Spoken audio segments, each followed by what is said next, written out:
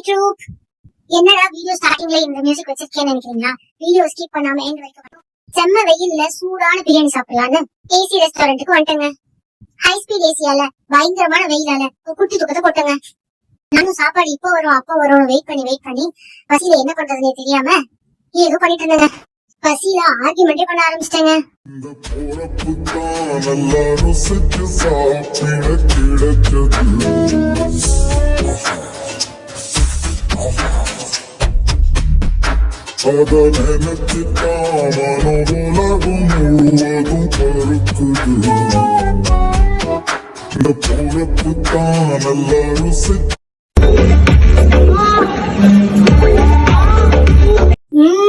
எல்லா சாப்பாடும் அடி பொலிங்க.